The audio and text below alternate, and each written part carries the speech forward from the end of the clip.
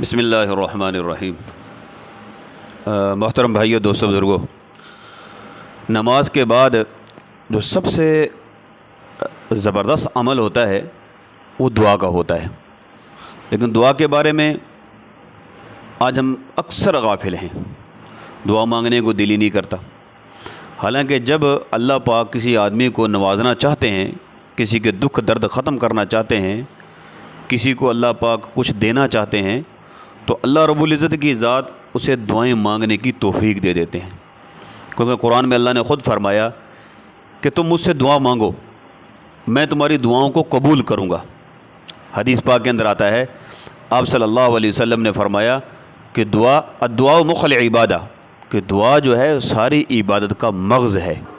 اور آج ہم اتنے ہی دعاؤں سے زیادہ غافل ہیں۔ دعا جب بھی مانگنی ہے، دعا مانگنے کا طریقہ کار یہ ہوتا ہے، جب بھی دعا مانگنی ہے پورے بھروسے کے ساتھ اور پوری توجہ کے ساتھ دعا مانگنی، تو اللہ رب العزت کی ذات دعائیں قبول فرماتے ہیں۔ اللہ پاک کی ذات پر یقین کیسے کرنا ہے، ایک چھوٹی سی مثال دے کے سمجھاتا ہوں۔ دیکھیں کہ اب نماز پڑھ رہے ہیں، آپ نے 2 رکعت نفل صلاۃ الحاجت کے لیے پڑھ لیے کہ اللہ میاں میری بیوی بیمار ہے، میرے کاروبار کی بندش ہے، میرے اسباب ٹھیک نہیں ہے، میری فصل اچھی نہیں ہو رہی، میرا بیٹا ٹھیک نہیں ہو رہا، میری بیٹی ٹھیک نہیں ہو رہی، تو آپ اس کے لیے نفل پڑھتے ہیں، آپ اس کے لیے دعا مانگتے ہیں۔ اب دعا مانگتے ہوئے کہہ رہے ہیں، دعا اللہ سے مانگ رہے ہیں، اور دعا کے اندر دھیان کیا ہے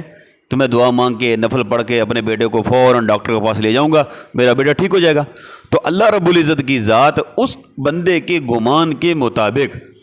اللہ وہ اسباب پیدا کر دیتا ہے۔ ڈاکٹر کے پاس لے جانے کے لیے گاڑی کے اسباب، مال کے اسباب، دوائی کے اسباب، دوائی لے کے آتا ہے، بچہ ٹھیک ہو جاتا ہے، بیوی ٹھیک ہو جاتی ہے، بزنس بند ہے تو اللہ پاک کاروبار بھی چلا دیتا ہے۔ یہ اللہ پاک کے ساتھ انسان دعا کے اندر گمان رکھتا ہے۔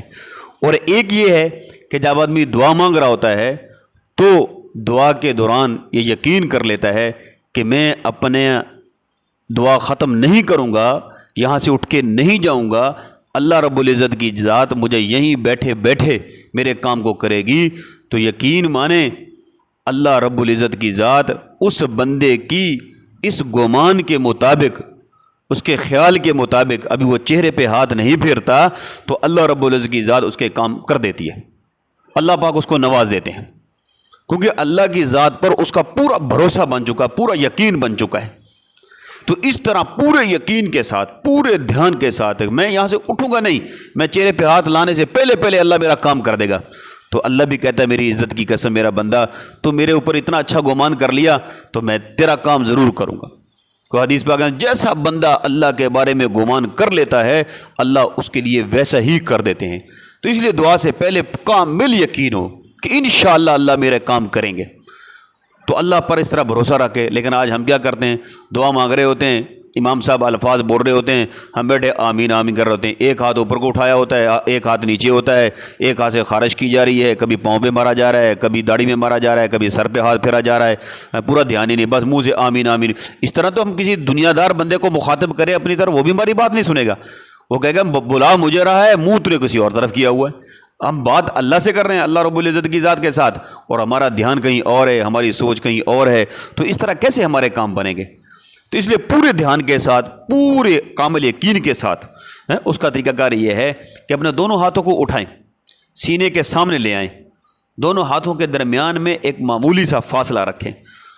ہاتھوں کو بالکل نہ ملائیں اور نہ ہی درمیان میں زیادہ فاصلہ رکھیں۔ دعا کرتے وقت ہاتھوں کا اندرونی حصہ چہرے کے سامنے رکھیں۔ بعض اوقات دیکھا کہ بالکل ہاتھ اوپر کو اٹھا لیتے ہیں، کبھی دیکھا کہ ہاتھ بالکل نیچے کر لیتے ہیں، کبھی کہتے ہیں ایک ہاتھ اٹھایا ہوا ہے، آدھا ہاتھ اٹھایا ہوا ہے، ایک ہاتھ ادھر کو کیا ہوا ہے، ایک ہاتھ ادھر کو کیا ہوا ہے۔ یہ تو ساری بے ادبی ہے۔ ادب کے ساتھ، پورے اعتماد کے ساتھ اللہ کی ذات پر یقین رکھتے ہوئے دعائیں مانگیں۔ اللہ کی قسم اللہ بڑے بڑے ناممکن سے ناممکن کام اللہ ہماری آسان کر دے گا۔ تو اللہ پاک سے دعا ہے اللہ ہم سب کو جو ہے شوق سے دعا مانگنے کی توفیق عطا فرمائے۔